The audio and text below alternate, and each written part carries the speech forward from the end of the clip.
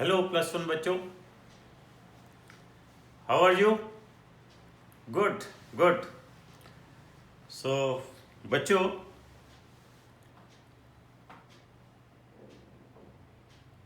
मैंने आपके साथ +1 की क्लास में बहुत सारे टॉपिक मैंने आपके साथ डिस्कस कर लिए हैं। मैथमेटिकल टूल से मैंने शुरू किया था, डिफरेंशिएशन, इंटीग्रेशन डिस्कस किया मैथमेटिकल टूल का, motion in 1 dimension, motion in 2 dimension, then I have discussed laws of motion, work power energy, then gravitation, then rotational motion। उसके बाद मैंने एक नया चैप्टर आपके साथ शुरू किया हुआ है, what is that? Properties of matter. तो प्रॉपर्टीज ऑफ मैटर में मैंने आपके साथ इसका एक पोर्शन डिस्कस कर लिया है, दैट इज इलास्टिसिटी। तो नेक्स्ट हम इसका आज टॉपिक डिस्कस करेंगे, सरफेस टेंशन। बच्चों देखिए, अभी कुछ बच्चे मेरे पास बार बार बात कर रहे थे, सर नीट की तैयारी कैसे करनी है।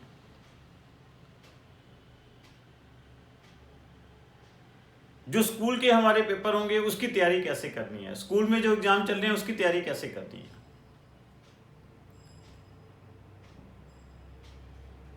देखिए बच्चों, इन चीजों में आप कंफ्यूज मत होइए।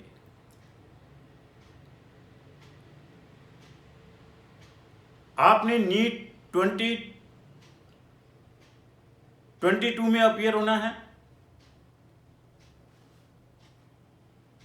आप जो भी अब कुछ पढ़ रहे हो वो एक तरह से आपके पास नीट एग्जामिनेशन की तैयारी हो रही है।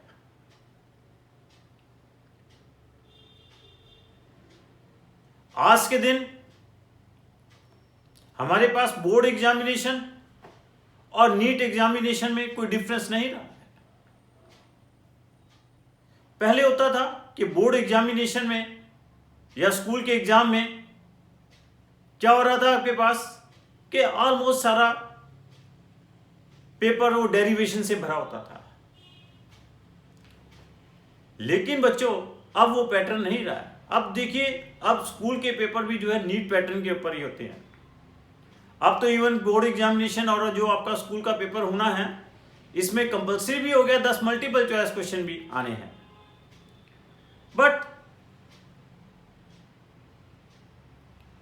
मैं आज आपको एक बहुत इंपॉर्टेंट बात बताना चाह रहा हूं, वो ये है कि आपके पास अगर आपका सब्जेक्ट तैयार है, सब्जेक्ट की हर चीज आपको क्लियर है, उसके बाद उस सब्जेक्ट के ऊपर आपके पास बोर्ड एग्जामिनेशन हो जाए या नीट कोई कॉम्पिटिटिव एग्जामिनेशन हो जाए, या जैसे आपने नीट में अपेयर होना है नीट एग्जामिनेशन हो जाए, तो आपको कोई दिक्कत नहीं आती है।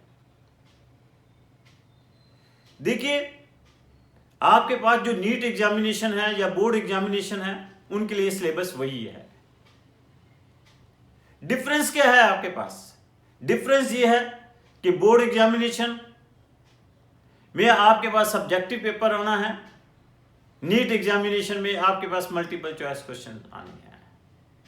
मींस टाइप ऑफ क्वेश्चंस का डिफरेंस है सिर्फ।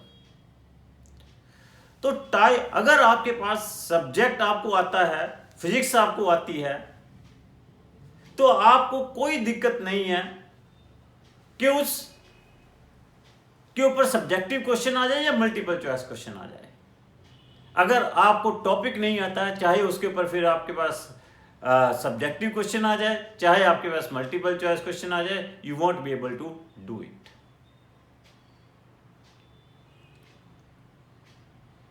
तो इन चीजों में आप मत कंफ्यूज हुइए। अब फिजिक्स है, जैसे फिजिक्स में क्या है, एक न्यूमेरिकल है, कोई भी XYZ न्यूमेरिकल है, that numerical can be asked in your school examination और board examination, and that same numerical can be asked in NEET examination also।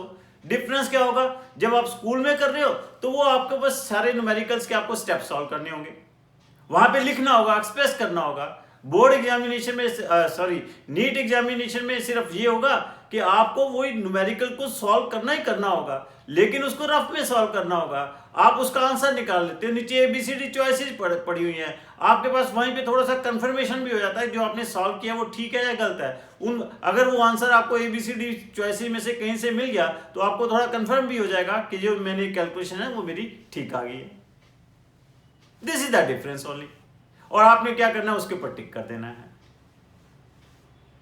लेकिन है क्या कि आपने बोर्ड एग्जामिनेशन में या स्कूल के एग्जामिनेशन जो है वो आपने जो न्यूमेरिकल सॉल्व किया है, जो नीट एग्जामिनेशन में वो रफ में सॉल्व किया था, यहां पे आपको फेयर में सॉल्व करना होगा, हर स्टेप लिखना होगा। This is the difference only. इसी तरह आपके पास कोई कंसेप्चुअल प्रॉब्लम आ जाती है, वहां पे आपका क्या होगा, एबीसीडी आपके पास चॉइसेस होंगे, उसके अकॉर्डिंगली आपने टिक करना होगा। लेकिन बोर्ड में अगर कोई कंसेप्चुअल प्रॉब्लम आती है तो उसको एक्सप्रेस करके आपको लिखना होगा।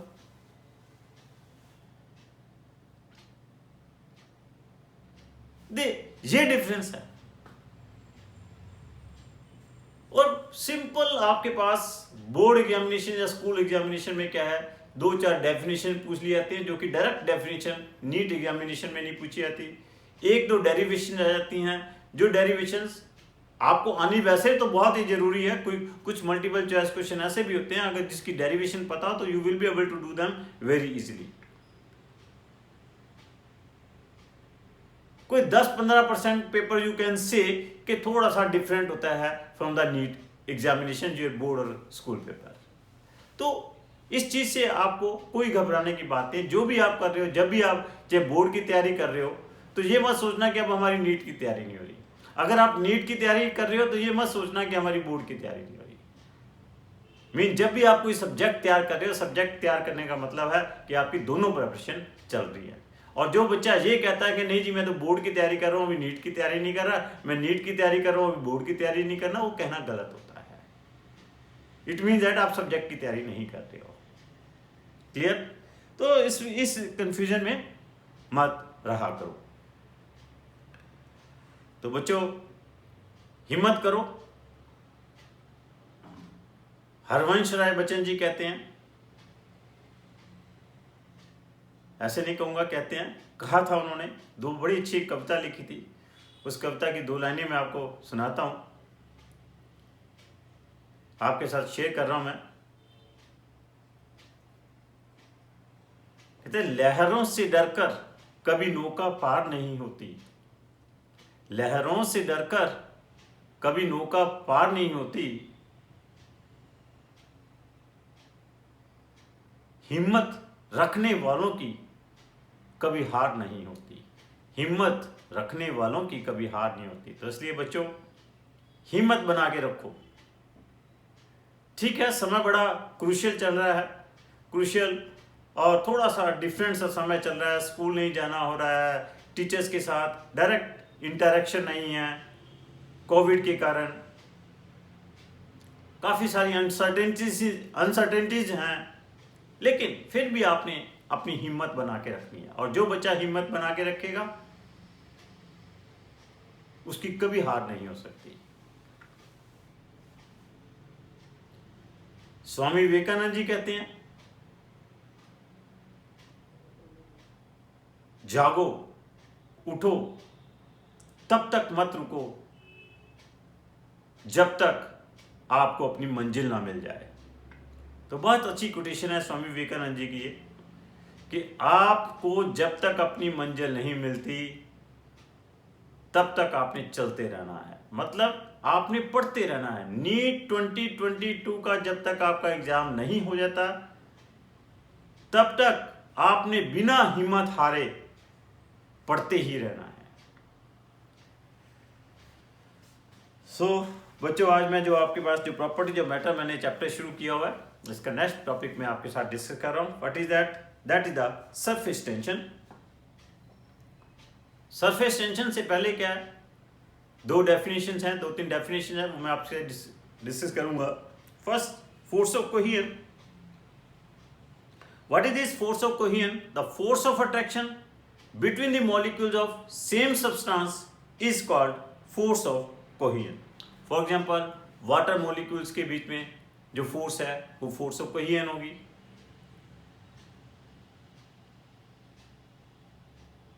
अगर आपके पास ऑयल है, ऑयल के उन मॉलिक्यूल्स के बीच में जो फोर्स है that will be force of cohesion होगी।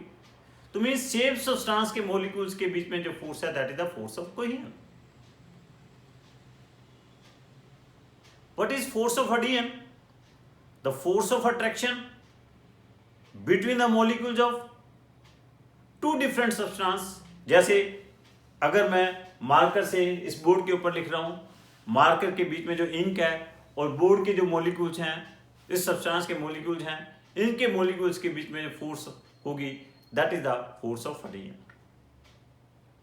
ग्लास ऑफ वाटर है, ग्लास के मॉलिक्यूल्स और वाटर के मॉलिक्यूल्स के बीच में जो फोर्स होगी that will be the force of addition.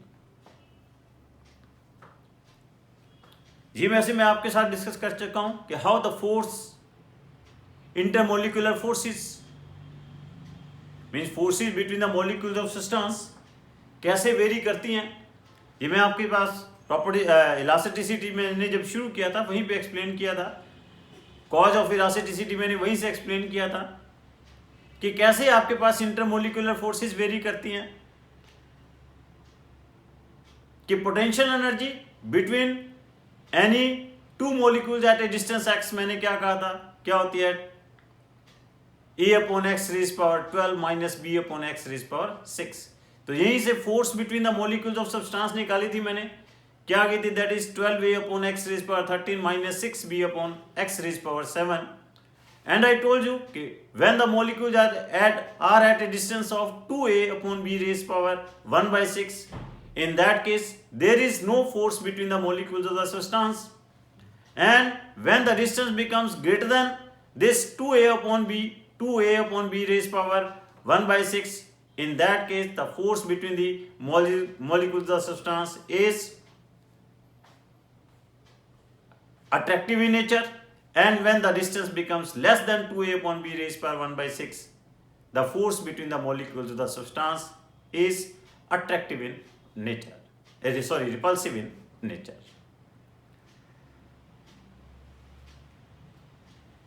So what is this surface tension? ये लिक्विड की एक ऐसी प्रॉपर्टी है जिसके कारण top most layer of the liquids are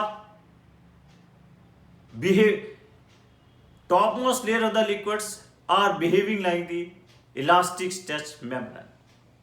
Means it is the property of the liquid due to which the topmost layer of the liquid is behaving like a elastic stretch membrane. इसी property को हमने surface tension call किया है।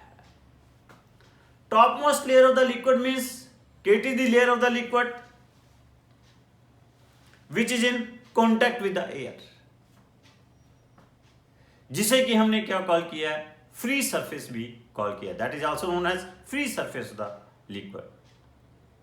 What happens कि on this free surface of the liquid a net force acting on the molecules of this liquid, और वही जो net force per unit length है वही क्या है आपके पास सरफेस टेंशन है।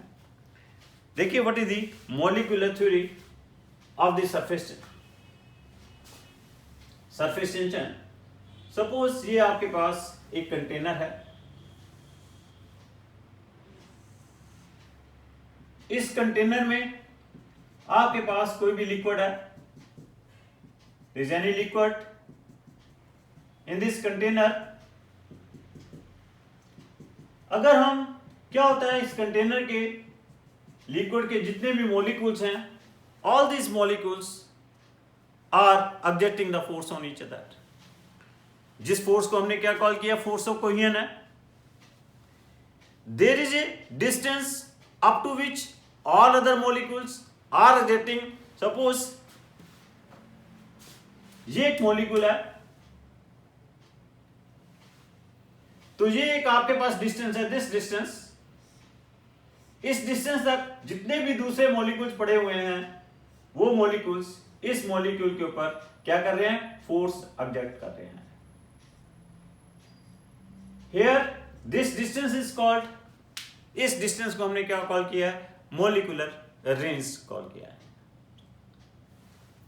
और इस मॉलिक्यूलर रेंज को अगर हम रेडियस मान के एक सर्कुलर पार्ट ड्रॉ करें, this is called sphere of influence. What it is called, sphere of influence. तो इस तरह से जितने भी मॉलिक्यूल्स ये लिक्विड के अंदर पड़े हुए हैं, उन सभी मॉलिक्यूल्स के ऊपर नेट फोर्स क्या कर रही है, 0 एक्ट कर रही है। All the molecules which are lying inside the liquid, the net force acting on all these molecule is equal to क्या होगी, 0 होगी। तो मीन जैसे ये मॉलिक्यूल है, इस मॉलिक्यूल के ऊपर नेट फोर्स क्या होगी, 0 होगी। But the molecules which are lying at the top most layer of the liquid, liquid की टॉप मोस्ट लेयर के ऊपर पड़े हुए हैं ये मॉलिक्यूल्स, यहां पे जो पड़े हुए हैं, इन मॉलिक्यूल्स का अपर हाफ किस में है, एयर में है, लोअर हाफ क्या है, लिक्विड में है।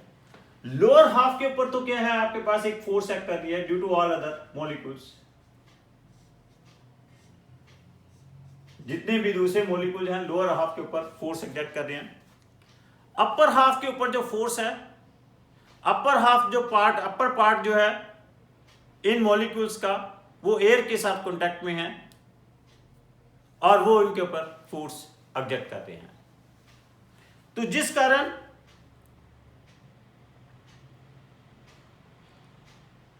अपर पार्ट के ऊपर जो फोर्स है, वो एयर मॉलिक्यूल्स के कारण जो फोर्स है वो नेग्लिजिबल है एज कंपेयर टू द जो लोअर हाफ के ऊपर फोर्स एक्ट कर रही है। इन दिस वे आपके पास एक दो मॉलिक्यूल्स टॉप मोस्ट लेयर के ऊपर पड़े हुए हैं, उनके ऊपर एक नेट फोर्स आपके पास नीचे की तरफ एक्ट कर रही है, और यही जो फोर्स नीचे की तरफ एक्ट कर रही है, इस फोर्स कोऑर्डिनेट लेंथ को ही हमने क्या कॉल किया है, this is called surface tension. ये जो नेट फोर्स एक्ट कर रही है per unit length, it is called surface tension. Clear?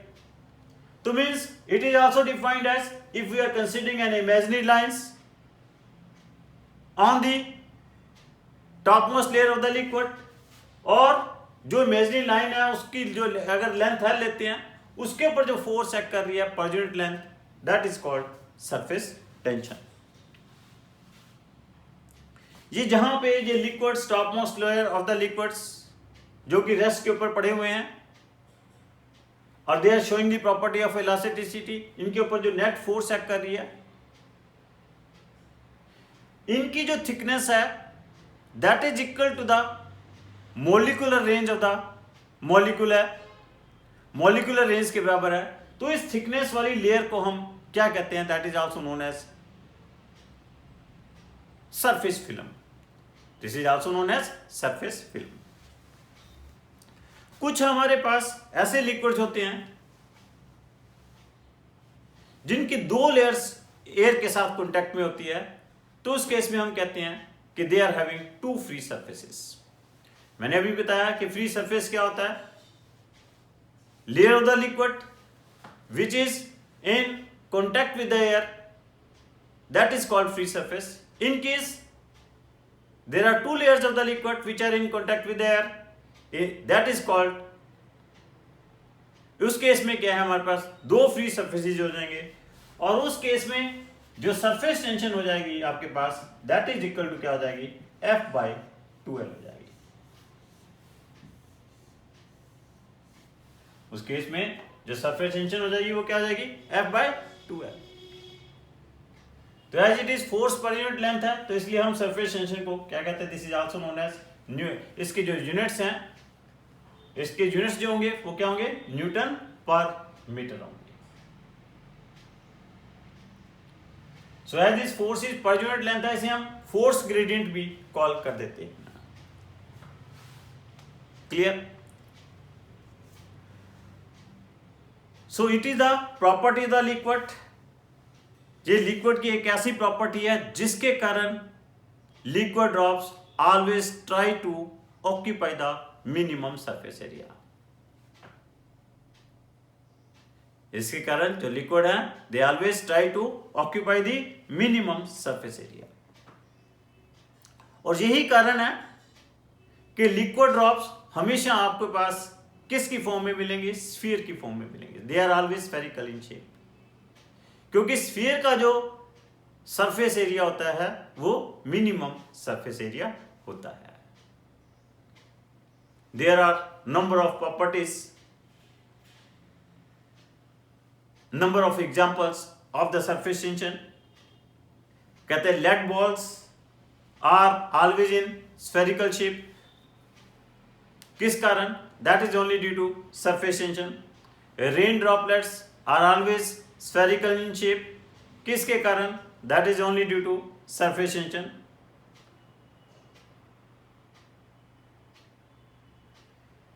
Hair of a shaving brush or painting brush when dipped in water spread out, but as soon as they are taken out it hairs sticks together। वो भी किसके कारण है? That is also due to surface tension। उनकी layers के बीच में क्या होती है? surface tension होती है। उसी के कारण क्या है? That is adopting the, उनके hairs जो हैं वो चिपक जाते हैं। कहते हैं insects can walk on the free surface of water without drying। That is also due to surface tension। Bits of camphor gum moves irregularly when placed on the water surface। That is also due to surface tension। So there are number of practical examples which shows that this surface tension is existing, means this property of the liquid is existing। Now there is a term that is the surface energy। What is this surface energy? अब मैंने क्या कहा कि due to this property आपके पास एक force act कर रही है on the top most layer of the liquids. अब जैसे मैंने आपको पिछले चैप्टर्स में बता चुका हूं कि कहीं पे भी फोर्स एग्जिस्ट करेगी वहां पे एनर्जी जरूर, उस सिस्टम में एनर्जी जरूर होगी। अब इस फोर्स के कारण क्या होगा आपके पास? There will be some energy stored in this surface film और in this liquid. That energy is called surface energy. अगर हमारे पास कोई सरफेस फिल्म है, आप उसका सरफेस एरिया इंक्रीज या डिक्रीज करना चाहते हो, due to this surface tension आपको वर्क करना पड़ेगा। Due to this surface tension आपको क्या करना पड़ेगा? वर्क करना पड़ेगा।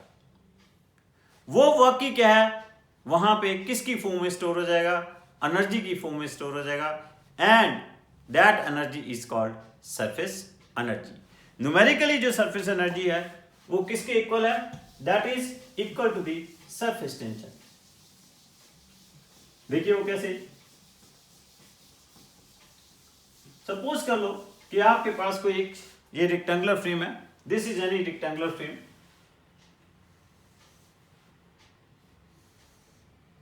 ए B C D.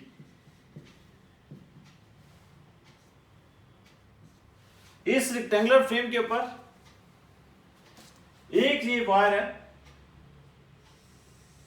This is a movable wire. ये वायर क्या है? इस फ्रेम के ऊपर क्या है? मूव कर सकती है।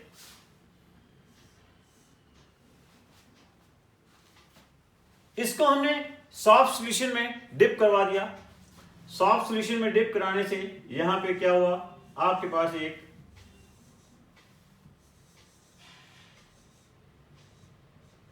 एक सॉफ्ट फिल्म बन गई। इसके बीच में क्या है? सॉफ्ट फिल्म बन गई। अगर सपोज कर लो इसकी लेंथ कितनी है? ये एल, और ये ब्रेड्थ कितनी है? एक्स। इस सॉफ्ट फिल्म का जो सरफेस एरिया है इनिशियली वो कितना है? एल इंटू एक्स है। हम इस रॉड के साथ इसका सरफेस एरिया थोड़ा सा इंक्रीज कर देते हैं. We are increasing its surface area by an amount dx, by an amount dx. तो सरफेस एरिया इंक्रीज करने से अब नया सरफेस एरिया क्या हो जाएगा इसका? एक्चुअली हम इसका सरफेस एरिया 2lx लेंगे. lx आगे है और lx बैकवर्ड पीछे की तरफ है. तो नया सरफेस एरिया क्या बन जाएगा? 2lx plus dx. तो चेंज इन सरफेस एरिया क्या आ जाएगा इसका? 2lx plus dx minus 2lx. तो that becomes 2l dx. This is the increase in surface area. So how this surface energy is defined? Surface energy को हम define कैसे करते हैं? कहते हैं it is the amount of work done to increase the surface area. It is the amount of work done to increase the surface area divided by increased surface area. It is the amount of work done to increase the surface area divided by increased surface area. अब यहां पे work done क्या होगा? Work done क्या होता है? F जो force लग रही है और जितना डिस्टेंस मूव किया, F dx. What will be a force? Force क्या होगी? Force will be due to surface tension. Surface tension क्या लिखा है मैंने? F बाय यहाँ पे 2l लिखेंगे because it is a soft film. Soft film के केस में क्या है? It is having two free surface. जब भी मैंने अभी बताया दो फ्री सरफेस हो तो सरफेस टेंशन क्या होती है? F by 2l.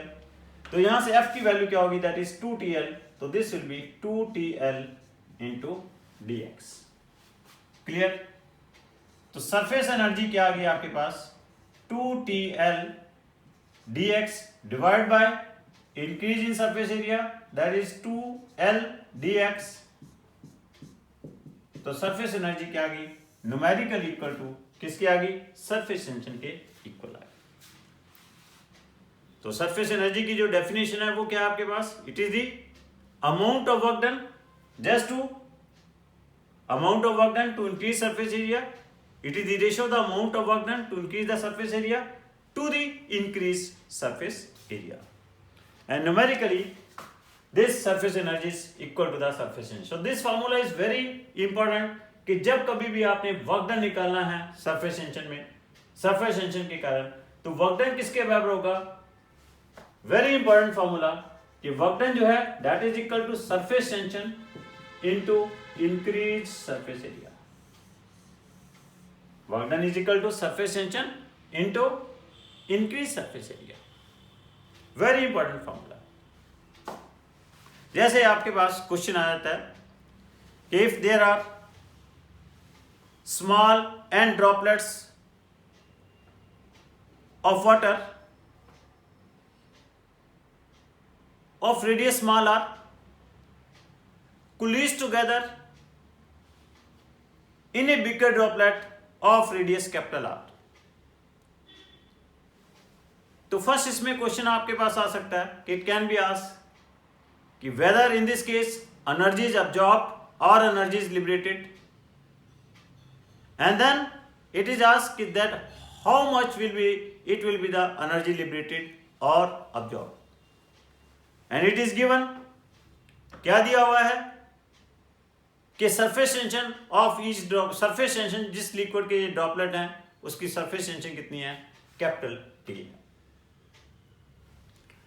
तो क्या होगा कि जब कभी भी आपके पास सरफेस एरिया डिक्रीज करेगा, सरफेस एरिया डिक्रीज करेगा तो एनर्जी क्या करेगी? लिबरेट करेगी. अगर n स्मॉलर ड्रॉपलेट्स बड़े ड्रॉपलेट में कन्वर्ट होंगे तो जहां पे सरफेस एरिया ने क्या करना है? कम होना है. सरफेस एरिया कम होगा तो एनर्जी क्या करेगी आपके पास? लिबरेट करेगी. तो in this case energy is liberated.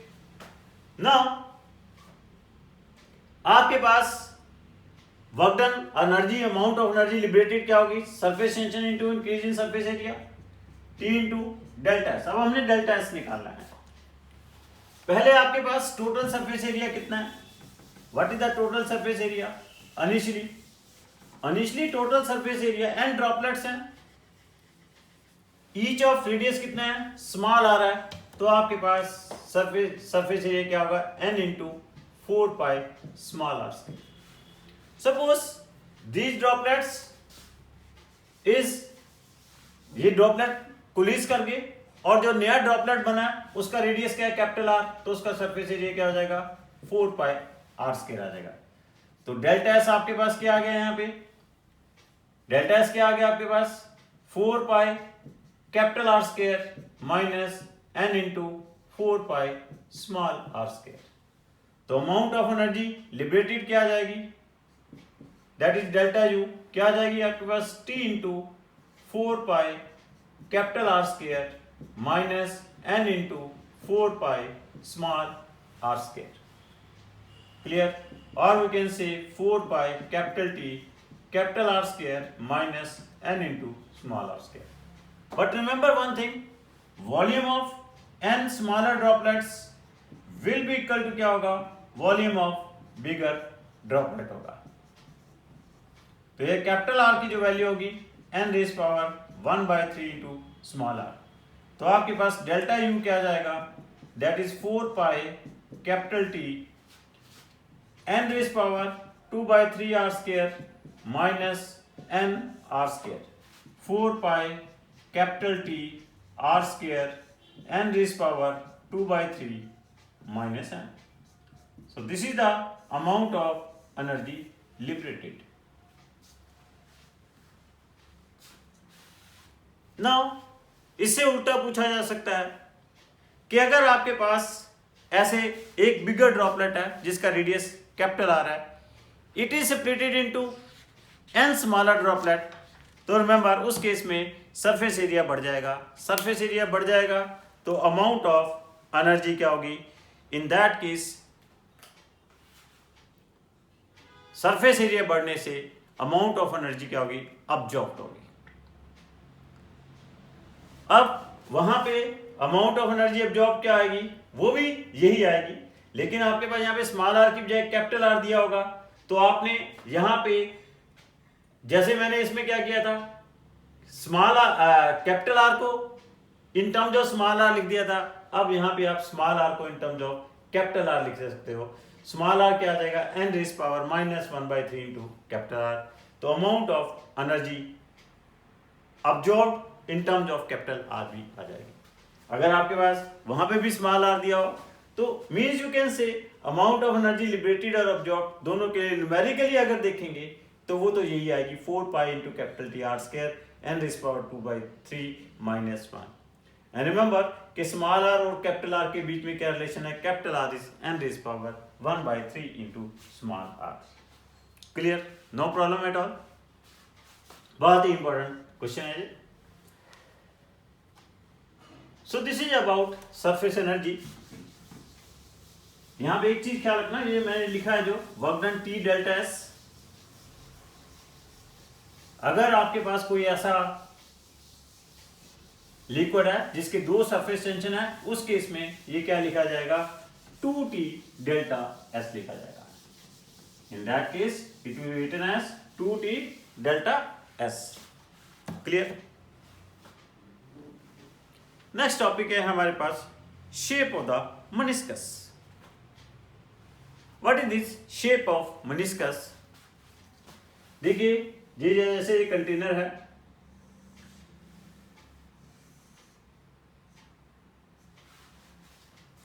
ये आपके पास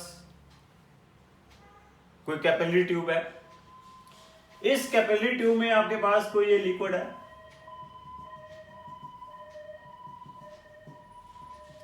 अब यहां पे कैपिलरी ट्यूब में जो लिक्विड्स हैं, इन लिक्विड्स के मॉलिक्यूल्स में कौन सी फोर्स एग्जिस्ट कर रही है, फोर्स ऑफ कोहेजन एग्जिस्ट कर रही है, और लिक्विड के मॉलिक्यूल्स और कंटेनर के मॉलिक्यूल्स में कौन सी फोर्स एग्जिस्ट कर रही है, that is the force of adhesion. अब जो फोर्स ऑफ एडिशन होगी वो इस तरफ एक्ट करेगी। फोर्स ऑफ कोहेजन जो है, एक फोर्स आपके पास मॉलिक्यूल्स के बीच में यहां पे हो सकती है मैक्सिमम, और दूसरी फोर्स मैक्सिमम यहां पे हो सकती है, तो means resultant force of cohesion will act here eight an angle 45 degree, और इन दोनों के बीच में टोटल फोर्स कितनी आ जाएगी, दैट एंगल कितना आ जाएगा, 135 डिग्री आ जाएगा। This is the two forces, these are the two forces acting on these molecules which is in contact with the surface of this container. One is the force of adhesion, another is the force of cohesion, and angle between them is 135 degree. Resultant of these force will act here. And what is the direction of this resultant force?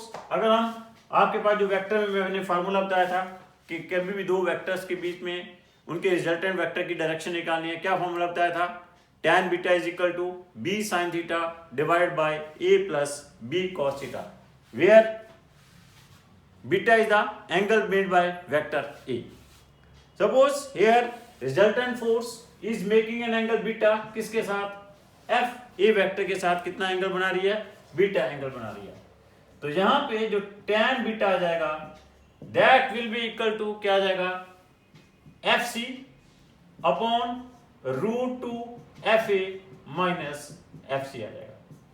कैसे आया ये, FC sine 135 degree divided by FA plus FC cos 135। Sine 135 की value 1 by root 2, cos 135 की value minus 1 by root 2। So this is the direction of resultant force acting on this molecule which is making angle beta with force FA। अगर देखिए यहां पे root 2 FA is equal to किसके equal है, FC के equal है, तो आपके पास tan बीटा की वैल्यू क्या आ जाएगी, tan beta will be infinite, means beta will be equal to 90 degree. It mean that resultant force आपके पास परपेंडिकुलरली ऐसे एक्ट करेगी। उस समय जो शेप ऑफ मेनिस्कस होगी वो क्या होगा, shape of meniscus will B plane. In that case, shape of meniscus will be plane. Clear?